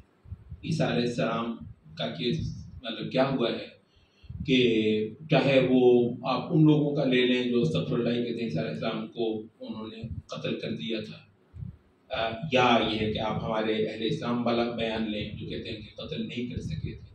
لیکن اس میں تو مختصر ہے کہ اللہ تعالیٰ نے بر رفعہ اللہ، کسی نہ کسی طریقے سے اللہ تعالیٰ نے عیسیٰ علیہ السلام کو نجات دلوائی، ان میں سے نکالے. اچھا وہ جو ہے نا کہ جیت دلوانے والا وہ جو پورا سینیریو ہے، رسول جیت پا کر دکھائے، منکرین بالکل صفحہ ہستی سے مٹائے ہوئے اور وہ قلعہ گاڑ کر اپنی وہ جائے، وہ جو ہے انبیاء کا آپ دیکھیں کتنا بھی ہے۔ عیسیٰ علیہ السلام کے حوالے سے آپ یہ دیکھتے ہیں کہ ایک بے بسی ہے، اور استغفر اللہ ان کے بیان کے مطابق تو انہوں نے مار ہی دیا ان کو، اتنی بے بسی ہے کہ کچھ ان کو وہ نہیں ہے اور ان کا خون بھر دیا۔ ہم نے ہمیں جو بتایا گیا عقیدہ ہمارے سورسز سے وہ یہ ہے کہ نہیں، یہ تو نہیں ہو سکا ہے کہ اس کو وہ مار سکیں، تو اللہ تعالیٰ نے ان کو ریسکیو کر لیا۔ لیکن بات یہ ہے کہ وہ سینیریو نہیں ہے جس کے آپ رسالتوں کے حوالے سے ذکر کرتے ہیں کہ وَلَقَدْ سَبَقَتْ كَلِمَتُنَا لِعِبَادِنَا الْمُرْسَلِينَ إِنَّهُمْ لَهُمُ الْمَنصُورُونَ وَإِنَّ جُندَنَا لَهُمُ الْغَالِبُونَ۔ اچھا کہ یہ وجہ ہے ہمارا اہل السنہ والجماعہ کا جو عقیدہ نزول عیسیٰ سے متعلق۔ اچھا یہاں پر وہ جو جدت پسند ریویژنسٹ ہیں، اچھا وہ ظالم خود بھی یہ قانون اتمام حجت کے تحت وہ قاعدہ بیان کرتے ہیں کہ رسول جیت پر، دوسری طرف عیسیٰ علیہ السلام کو جس بے بسی کی حالت میں وہ ختم ہو چکے تھے نا کہ وہ انہوں نے تو قتل نہیں کیا کہ قرآن مجید نے کہا ہے کہ وہ ما قتلوہ وما صلبوہ، لیکن کہتے ہیں کہ وہ اپنی طبی موت مر کے گئے ہیں، ریگارڈلیس اپنی طبی موت پہلے کیسے مر کے گئے ہیں۔ حقیقت یہ ہے کہ 19-20 کا فرق ہے، 19-20 کا فرق ہے۔ وہ کیسے عیسیٰ علیہ السلام کو طبی موت مرواتے ہیں؟ کیونکہ قرآن مجید پر ایمان رکھتے ہیں، اس وجہ سے قرآن مجید کی مخالفت کر نہیں سکتے، تو وہ کہتے ہیں کہ ہاں قرآن مجید نے کہا کہ وما قتلوہ وما صلبوہ، نہ وہ اس کو قتل کر سکے ہیں نہ اس کو وصولی دے سکے ہیں، یہ تو ہم مانتے ہیں۔ تو پھر آپ بتائیں کہ ہم تو کہتے ہیں پر رفع اللہ نے ان کو زندہ اٹھا لیا، ہمارا تو یہ عقیدہ ہے۔ اچھا تو بھائی تم بتاؤ، تم کہتے یہ کیسے ہو سکتا ہے دوبارہ عیسیٰ علیہ السلام نے عیسیٰ علیہ السلام کے نزول کو مانتے ہیں اور نہ یہ مانتے ہیں کہ عیسیٰ علیہ السلام زندہ اٹھائے گئے، تو یہ تو ہوا ہی نہیں ہے۔ اچھا تو تم کیا کہتے ہو؟ کہتے وہ ہم یہ کہتے ہیں کہ جس وقت عیسیٰ علیہ السلام کو انہوں نے سولی دینی تھی، اس رات جب وہ ایگزیکیوشن کی جو رات تھی، جو ایگزیکیوشن کی رات تھی، اس رات جو ہے وہ اللہ رب العزت نے عیسیٰ علیہ السلام کو موت دے دی، عیسیٰ علیہ السلام فوت ہوئے، استغفر اللہ، اور پھر تاکہ وہ عیسیٰ علیہ السلام کی میت کی بے حرمتی نہ کر سکیں اور وہاں پر کوئی وہ جو ہے نا وہ نہ کر سکے، پھر اللہ رب العزت نے، کیونکہ وہ لفظ قرآن میں نے کہ بل رفعہ اللہ الیہ، بلکہ اللہ نے عیسیٰ کو اپنی طرف اٹھا لیا۔ تو یہ لفظ بھی ظاہر ہے، قرآن کو تو مانتے ہیں نا ڈیویژن، اسلامی کتابیں دار تو قرآن کے تو انکاری ممکن نہیں ہو سکتے، تو کہتے ہیں کہ ہم یہ کہہ رہے ہیں بل رفعہ اللہ الیہ کہ عیسیٰ علیہ السلام کو اللہ نے جو طبی موت کسی بھی انسان کو آتی ہے، انبیاء کو بھی آتی ہے، وہ موت اس رات دے دینے کے بعد صرف آپ کی میت کو اٹھا لیں تاکہ وہ اس کی بے حرمتی نہ کر سکیں۔ اچھا تو مطلب بات یہ ہے کہ عیسیٰ علیہ السلام اس حالت میں دنیا سے گئے کہ مکمل ان کے قبضے میں ہے، بس یہ ہے کہ استغفر اللہ وہ ان کو قتل نہیں کر سکے، بس اللہ تعالیٰ نے ان کو ویسے ہی موت دے دی۔ آپ مارے کیسے دیکھیں گے جب وہ ایک بندہ ویسے اللہ نے اس کو مار دیا ہے، تو بس اتنا سا فرق۔ آپ دیکھیں یہ کتنا سا فرق ہے، کافروں کی ایسی جیت، کافروں کی ایسی جیت اور نبی کی اس بے بسی کی حالت میں وہ کرنا، صرف اتنا ہوا ہے کہ میت کی بے حرمتی نہیں ہو سکتی، یار کیا اس سے بڑا مطلب وہ ہوتا ہے۔ تو میں یہ بات کیوں کر رہا ہوں، ہم یہ کہتے ہیں کہ اصل میں وہ جو یہ بار بار قانون اتمام حجت کہتے ہیں، اگر یہ سوچیں تو حقیقت یہ ہے کہ ہمارے نیریٹو پر ہی ان کا وہ قانون جو ہے نا صحیح طریقے سے پورا ہوتا ہے، وہ جو قانون اتمام حجت کے رہتے ہیں۔ ہم البتہ کنسسٹنٹ ہیں، اللہ کا شکر، بغیر وہ اس قانون اتمام حجت کا جس خاص انداز میں وہ بات کرتے ہیں، بغیر اس کو جاتے ہم کنسسٹنٹ ہیں۔ وَلَقَدْ إِنَّهُمْ لَهُمُ الْمَنْصُورُونَ وَإِنَّ جُنْدَنَا لَهُمُ الْغَالِبُونَ كَتَبَ اللَّهُ لَأَغْلِبَنَّ أَنَا وَرُسُلِي، اللہ نے لکھ دیا ہے یہ میں غالب آ کر رہوں گا اور میرے رسول غالب آ کر رہوں گا۔ اچھا یہ کوئی بھی اصلاحی تحریک نہیں ہوتی، پتہ نہیں اس اصلاحی تحریک کے ساتھ کیا ہوا جو کسی غیر رسول کی تحریک ہو، رسالتوں کا تمام۔ تو ہم کہتے ہیں ہم کنسسٹنٹ ہیں، اور کنسسٹنٹ ہیں اس حوالے سے کہ عیسیٰ علیہ السلام کے حوالے سے اللہ رب العزت نے صرف ٹائم آؤٹ کیا ہے، اس کو نا وہاں پر روکا ہے۔ تو یہ تو ہے کہ بسا اوقات تو انبیاء پر بڑے بڑے کڑے وقت آتے ہیں۔ اب جس حال میں رسول اللہ صلی اللہ علیہ وسلم مکے سے نکلے ہیں، بالکل چھپ کر بچ کر، کوئی پکڑنا نہیں، مطلب یہ ہے تو ہے نا، مطلب بالکل ایک ایسا مگر یہ کہ رسول اللہ صلی اللہ علیہ وسلم کیا کہانی ختم نہیں نہ ہوئی ہے. اصل یہ ہوتی ہے کہ کہانی کا اینڈ دیکھیں. وہ جو ہے نا وہ کہانی آپ سے پڑھتے ہیں دی اینڈ. بھائی عیسیٰ علیہ السلام کی کہانی جو تم سنا رہے ہو دی اینڈ ایک خوفناک اینڈ ہے, ایک افسوسناک, ایک وحشت ناک, ایک مایوس کن اینڈ ہے. The end. ہم سے سنو کہانی. رسول اللہ صلی اللہ علیہ وسلم پر بھی بڑے بڑے کڑے وقت آئے ہیں. طائف کے موقع پر کیسے وہ بدماش اوباش رسول اللہ صلی اللہ علیہ وسلم کو پتھر مار مار کر لو لوہان کر رہے ہیں. ٹھیک ہے وہ ہوا ہے, لیکن یہ ہے کہ that is not and of the story yet. تو وہ ہوا کیا ہے, اب رسول اللہ صلی اللہ علیہ وسلم کا ذرا دیکھو, وہ خطبہ حجۃ الوداع دیکھو, ماشاءاللہ ایسی جیت دنیا کے کسی انسان نے نہیں پا کر دکھائی ہوگی جو اللہ نے نبی صلی اللہ علیہ وسلم کو دی. تو ہم یہ کہتے ہیں کہ عیسیٰ علیہ السلام کا صرف ٹائم آؤٹ ہوا ہے. اللہ نے زندہ عیسیٰ علیہ السلام کو اوپر اٹھا لیا ہے. کہانی ختم نہیں ہوئی. پوائنٹ اصل میں کہانی ختم نہیں ہوئی ہے.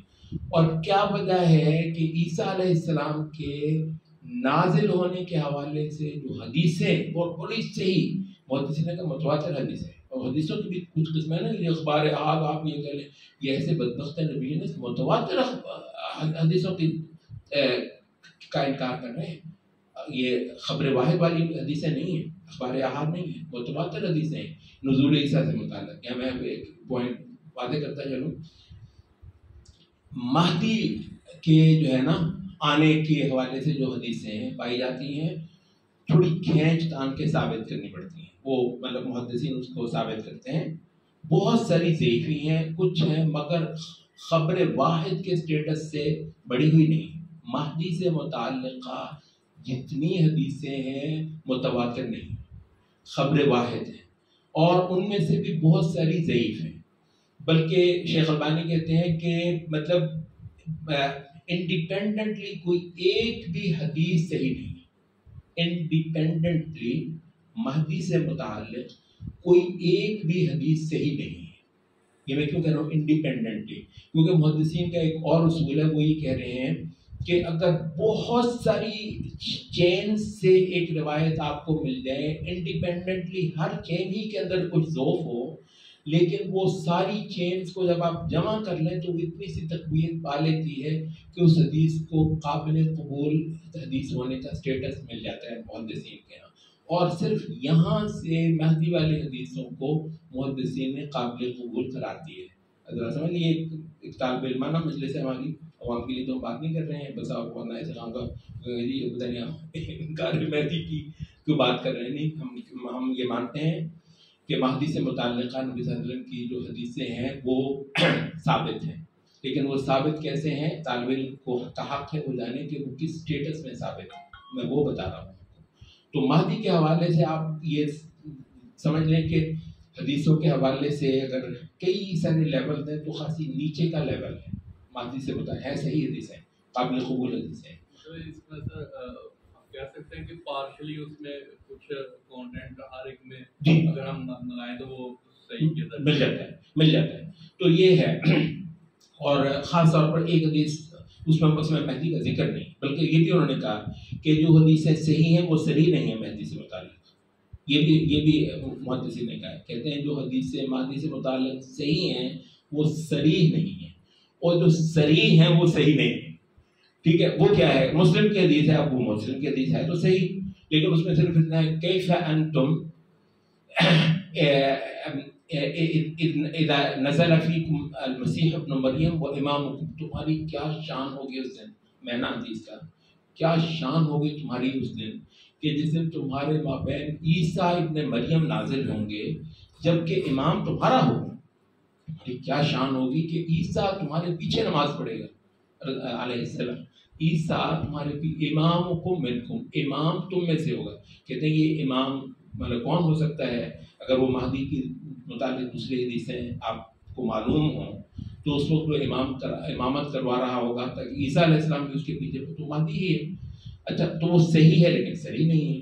وہ مہدی خاص کیچ کے ساتھ وہ مہدی کی باتیں ہیں, تو اس حدیث سے تو نہیں نکل لینا. تو کہتے ہیں جو حدیثیں صحیح ہیں صحیح, لیکن وہ مہدی سے متعلق صحیح نہیں.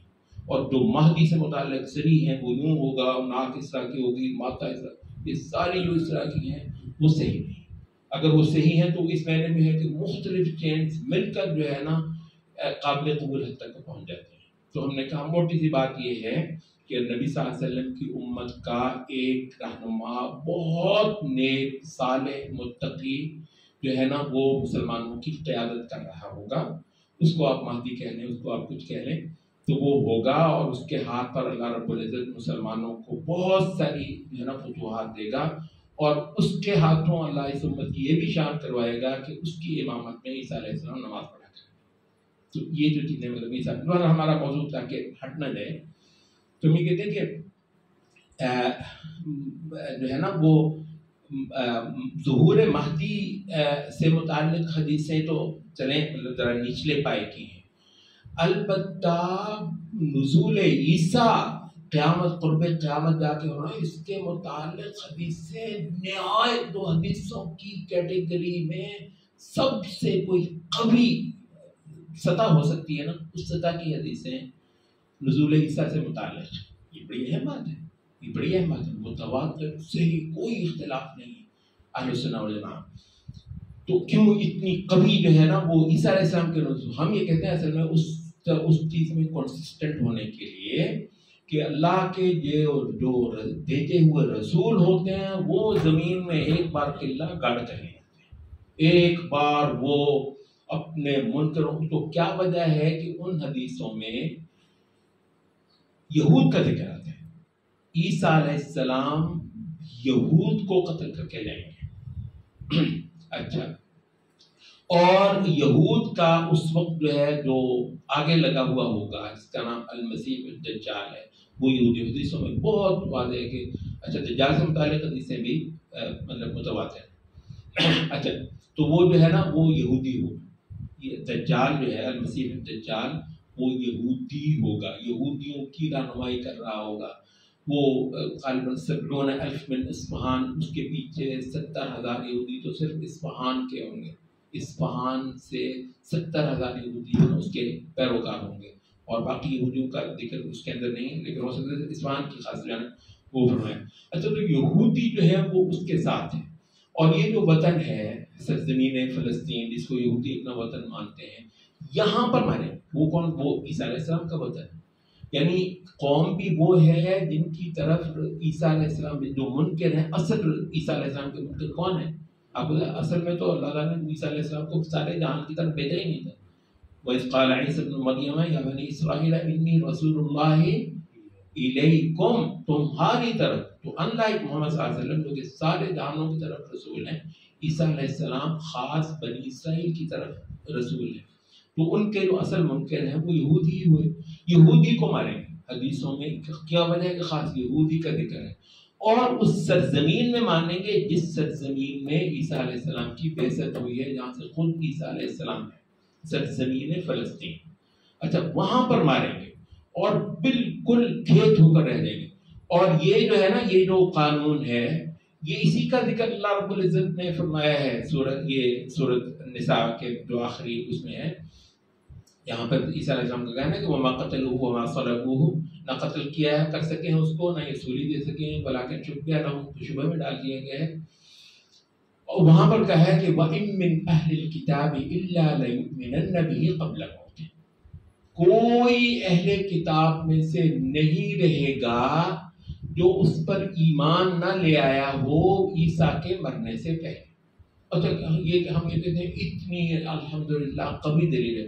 کبھی آپ ریویژنسٹوں سے پوچھ کر دیکھیں کہ اس آیت کی تفسیر یہ کیا کرتے ہیں. اب کہن سنس کا برا حال اتنا زور لگاتے ہیں اس واضح بیان سے بچنے کی کہ عیسیٰ علیہ السلام کے مرنے سے پہلے کوئی اہل کتاب نہیں بچے گا جو سرنڈر نہیں کر دے گا. تو اس کے آگے ٹھیک ہے, آپ اس کی وہ حیثیت اللہ نے ختم کر دی ہے کہ وہ بذات خود اپنی رسالت اپنی شریعت چلا رہے ہوں کیونکہ نئی رسالت آ چکی ہے. لیکن عیسیٰ علیہ السلام کا یہ ہونا کہ اللہ کے رسول ہیں وہ تو ہے ہی ہے نا, اللہ کے رسول ہونے کا اسٹیٹس عیسیٰ علیہ السلام کا ختم تو نہیں کر دیا گیا ہے, البتہ ان کی رسالت کا واجب اتباع ہونے کا اسٹیٹس ختم کیا گیا ہے. اور وہ عیسیٰ علیہ السلام کے آنے کے بعد بھی وہ اسٹیٹس ان کا ختم ہی ہوگا, اور خود وہ نبی صلی اللہ علیہ وسلم کے پیروکار اسی وجہ سے ہوں گے, ان کی اپنی شریعت کا بائنڈنگ ہونے کا اسٹیٹس اللہ نے ختم کر دیا.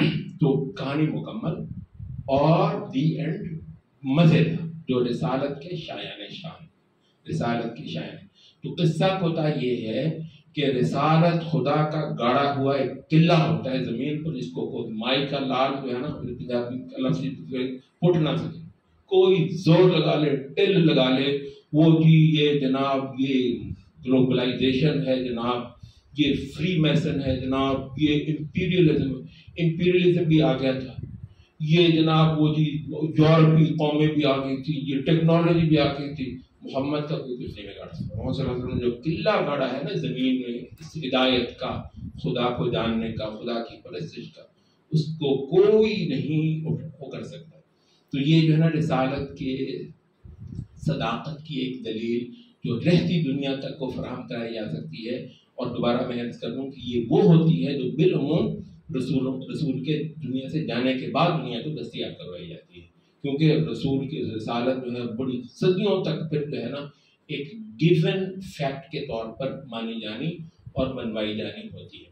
اچھا، تو یہ ہے وہ مضمون وَإِنْ كَانُوا مِنْ قَبْلُ لَفِي ضَلَالٍ مُبِينٍ۔ اس سے پہلے کی صورت دیکھو، صفحہ پلٹو، اس کے بعد کی دیکھو، دو صفوں کا آمنے سامنے کے دو صفوں کا یہ فرق اتنا اللہ کے فضل سے آنکھیں کھولنے والا ہوگا کہ رسول کے سچا ہونے کی دلیل دنیا کا اندھے سے اندھا شخص بھی انشاءاللہ بآسانی دے سکتا ہے۔ تو یہ ہے انکار رسول کا آنا، ایسا سورج چڑھنا کہ اس سے پرانی صورتحال کے ساتھ موازنہ انشاءاللہ تمہیں قیامت تک کے لیے فائدہ دینے والا ہے۔ یہ ہماری بات پوری ہو گئی ہے، لیکن صرف اس کو ایک حوالے سے وہ میں آپ دیکھیں نا، مطلب اس کو ٹیسٹ آپ نے کہا نا کہ یہ اتنا زبردست ہے، آپ کو پتہ ہے سب سے راحت آپ کو رسول کی رسالت پہ یقین سے ملتی ہے، یعنی خدا تک پہنچنے کا کچھ ذریعہ نہیں ہے سوائے رسالت پر یقین کی۔ اس وجہ سے اللہ کے ساتھ سب تعلق رسالت پر منحصر، رسالت کے اندر یقین میں گہرا اترنے پر ہے سارا کچھ اس میں۔ اس وجہ سے بے شمار شواہد جو ہے نا وہ آپ کو اس پر محنت کرنا، اکٹھا کرنا، یہ سارا اپنے ایمان کو جو ہے نا وہ فائدہ مند بنانے والی محنت ہے انشاءاللہ۔ اس وجہ سے مطلب ہم یہ کہتے ہیں کہ دیکھو ذرا وہ جزیرہ عرب ہے جہاں مطلب لوگ مطلب تھوڑی سی ضرورت کے لیے بڑے آسانی سے راہ چلتے، کسی سفر کرتے بندے کو، قافلے کو لوٹتے، مارتے، اس کی عورتوں کو اٹھا کر اپنی جاگیر بناتے، اس سے اپنے بچے جنواتے، اور اس کا مال دولت سب جو ہے نا جو جس کا بس چلے وہ کھا جائے گا۔ جو کہتے ہیں یعنی جنگل میں اگر یہ چلتا ہے تو یہاں ٹھیک ہے، انسانوں کے ہاں جنگل کا قانون خوفناک ہے، اس کا کلائمیکس جزیرہ عرب تھا۔ کوئی باقی ملکوں میں یہ ہے نا کہ کچھ نہ کچھ جو مرکزی حکومتیں ہوتی ہیں، بالعموم جو تہذیبی مراکز ہیں وہاں حکومتیں اور ریاستیں پائی گئی ہیں۔ اس وجہ سے نا انسان انسان کے مہذب ہونے کے بھی دو صورتیں ہیں۔ ایک یہ ہے کہ یہ قانون وغیرہ اور جیلیں اور سزائیں اور کوڑے اور پاداش جو ہوتی ہے، کانسیکوینسز جو آپ کو بھگتنے ہوں، اس کا کچھ انتظام ہو تو آپ اچھے خاصے مہذب ہو جاتے ہیں۔ وہ یہ تہذیب اصل تہذیب نہیں ہے۔ جیلوں کے خوف سے اور پولیس کے خوف سے مہذب ہونا یہ نہیں ہے۔ اور رسولوں نے جو تہذیبیں کھڑی کی ہیں نا، وہ جیلیں اور کال کوٹلیاں دے کر تہذیبیں قائم نہیں کی۔ یہی تو فرق ہے یہ ماڈرن تہذیب میں اور رسالتوں کی قائم کی تہذیب۔ وہ تو اندر سے پھوٹتی ہے تہذیب، یہ ہے رسولوں کی تہذیب، رسولوں کی دی ہوئی تہذیب۔ اچھا، تو یہ ہے کہ بہرحال کسی بھی وجہ سے اس کو آپ آرٹیفیشل تہذیب کہہ لیں، جو جیلوں، کوڑوں، سزاؤں، قیدوں وغیرہ کے دم سے قائم کروائی جاتی ہیں، لیکن بالعموم نا دنیا کے بڑے خطوں میں تھی۔ عرب میں کوئی جیلیں، کوئی قیدیں، کوئی عدالتیں وغیرہ ایسی چیز ہی نہیں تھی، تو اس وجہ سے وہ چیز تو عرب میں میسر ہی نہیں تھی۔ اچھا، اس وجہ سے مطلب انسان سرکش اور جس کا جو بس چلے ایسا اندھا جنگل جو ہے وہ جزیرہ عرب تھا۔ اچھا، میں آپ کو بتاؤں، یہ ایک پرسنل فیلنگ ہے جو میں اس وقت آپ کے ساتھ شیئر کر رہا ہوں۔ مطلب یہ ہے نا، ظاہر ہے بچپن سے ہم قرآن مجید کا ترجمہ بھی پڑھتے رہے تھے، اب کئی ساری چیزیں سمجھ نہیں آتی تھی، ترجمہ پڑھتے تھے اس معنی میں تو سمجھ آ رہی تھی، لیکن سینس بننا یہ ایک تھا۔ میں آپ کو تو بڑی دیر تک اس آیت نے مجھے اتنا زیادہ مطلب میں کیا لفظ بول رہا ہوں، مطلب ایک طریقے سے کنفیوز سا کیا کہ یار یہ کیا بات ہے کہ کوئی اتنی بڑی بات ہے جو قرآن مجید کرتا ہے. قرآن مجید کو بہت بڑی بات ہو تبھی کرنی چاہیے نا. بظاہر مجھے بات کی چھوٹی سی لگتی تھی. سورۃ نور کی ایک آیت ہے، میں آپ کے ساتھ شیئر کر لیتا ہوں. لیس علی الاعمى حرج، اندھے پر کوئی مطلب حرج نہیں ہے. ولا علی الاعرج حرج، لنگڑا ہے اس پر کوئی، ولا علی المریض حرج، اور نہ کوئی بیمار ہے اس پر کوئی حرج ہے. ولا علی انفسکم، اور تاکہ تم میں سے سب میں سے کسی پر کوئی حرج نہیں. ان تأکلوا من بیوتکم، کہ تم اپنے گھروں سے کھا لیا کرو. او من بیوت آبائکم، یا اپنے والد کے گھروں سے کھا لیا کرو. او من بیوت امہاتکم، بعض اوقات ہے نا کہ ماں کو طلاق وغیرہ ہو گئی تھی یا بیوہ ہو گئی تھی تو کسی اور سے شادی کر لی ہے تو صرف ماں کا گھر ہے. او من بیوت امہاتکم، تاکہ ماؤں کے گھروں سے کھا لو.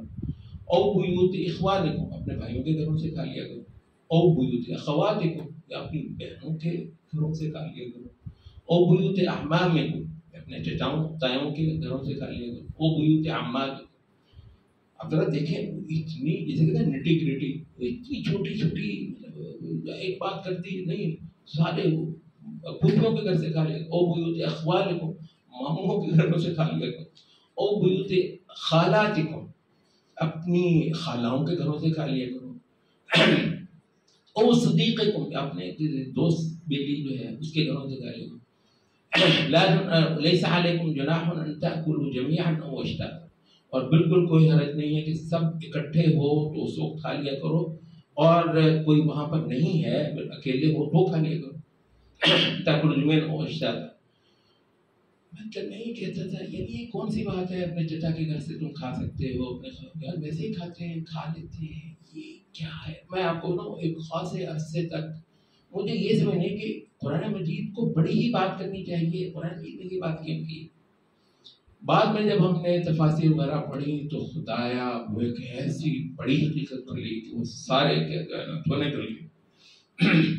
کہتے وہ اس وجہ سے تھا کہ یہ جو عرب تھے نا جو چھوٹی سی شے کے لیے بندہ مار دیتے تھے اور فخر بھی کرتے تھے.